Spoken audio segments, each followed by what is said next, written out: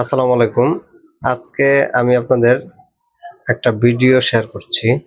এটা হচ্ছে যাদের রকেট অ্যাকাউন্ট আছে, কারণ মোবাইল ব্যাংকিং রকেট অ্যাকাউন্ট, ওই আপনার অ্যাকাউন্ট লক হয়ে গেছে। আপনি পিন কোড জানেন, কিন্তু কয়েকবার ভুল হওয়ার কারণে লক হয়ে গেছে। নট অ্যাক্টিভ দেখাচ্ছে, অ্যাকাউন্টটি নট অ্যাক্টিভ হয়ে গেছে। এই ভিডিওটি তাদের জন্য। আপনার অ্যাকাউন্টটি কিভাবে অ্যাক্টিভ করবেন সে প্রসেসটা আপনাদেরকে দেখানো হবে। চলুন কথা না বাড়িয়ে ভিডিও শুরু করি।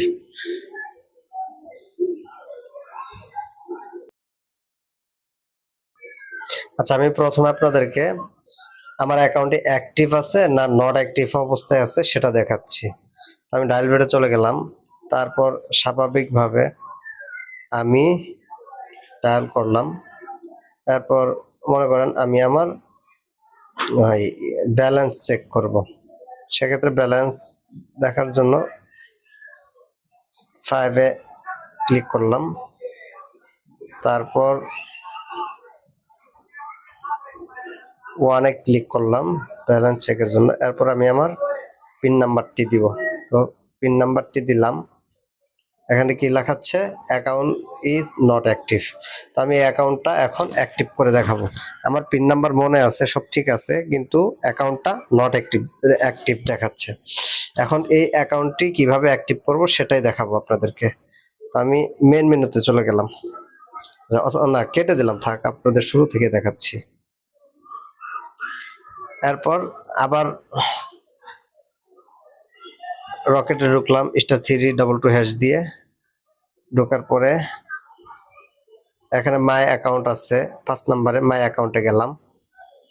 এরপরে এখানে দেখেন একটা অপশন আছে 4 নম্বরে, আনলক রিঅ্যাক্টিভ, মানে 4 নম্বরে ক্লিক করব।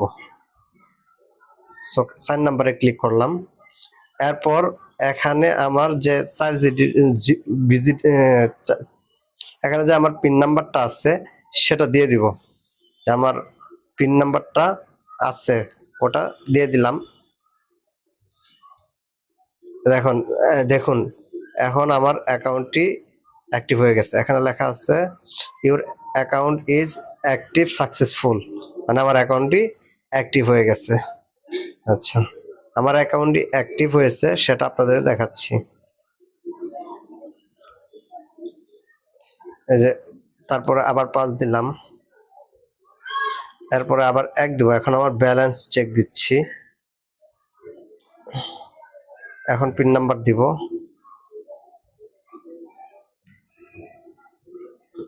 এই যে দেখুন আমার অ্যাকাউন্টটি অ্যাক্টিভ হয়ে গেছে। ওকে, ধন্যবাদ।